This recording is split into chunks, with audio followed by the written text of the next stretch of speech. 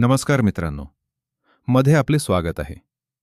जर तुम्ही नोकरी करत असाल किंवा तुमचा स्वतःचा व्यवसाय असेल, तर हा व्हिडिओ तुमच्यासाठी अत्यंत महत्त्वाचा आहे. कारण आपल्या देशातील वेतन प्रणाली म्हणजेच पेरोल सिस्टीममध्ये आत्तापर्यंतचे सर्वात मोठे 5 बदल होत आहेत. पहिला आणि सर्वात मोठा बदल आहे 50% मूळ वेतनाचा नियम. नवीन वेतन संहितेनुसार आता कोणत्याही कर्मचाऱ्याचा मूळ पगार म्हणजेच बेसिक पे त्याच्या एकूण सीटीसीच्या किमान 50% असणं अनिवार्य आहे. सध्या अनेक कंपन्या बेसिक पगार कमी ठेवतात आणि भत्ते जास्त देतात. पण आता तसे चालणार नाही.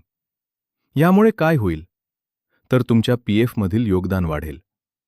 कारण पीएफची गणना आता या वाढीव बेसिक पगारानुसार होईल. इतकेच नाही, तर तुमची ग्रॅच्युइटी आणि ओव्हरटाईमची रक्कमसुद्धा यामुळे मोठ्या प्रमाणात वाढणार आहे. थोडक्यात, भविष्यातील सुरक्षितता वाढणार असली तरी हातात येणारा पगार थोडा कमी होऊ शकतो. दुसरा महत्त्वाचा बदल म्हणजे तब्बल 60 वर्षांनंतर आपला जुना आयकर कायदा 1961 आता इतिहास जमा होणार आहे.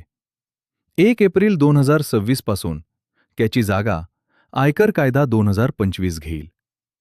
यामुळे टीडीएस गणना करण्याची पद्धत, रिपोर्टिंग फॉर्मॅट आणि तुमचे फॉर्म 16 सुद्धा नवीन स्वरूपात येतील.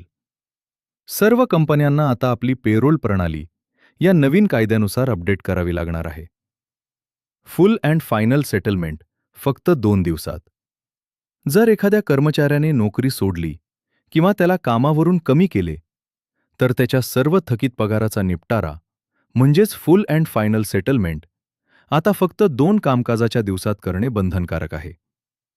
पूर्वी यासाठी महिनाभर वाट पाहावी लागायची. पण आता हा नियम कडक करण्यात आला आहे.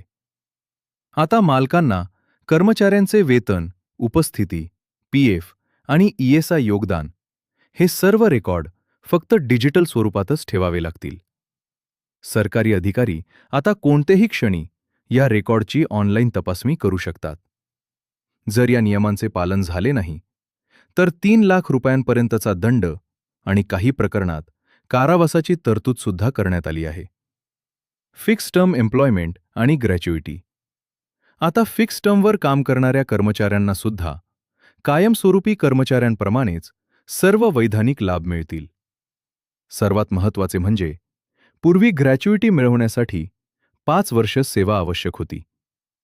पण आता या कर्मचाऱ्यांसाठी ही मर्यादा फक्त 1 वर्षावर आणली आहे.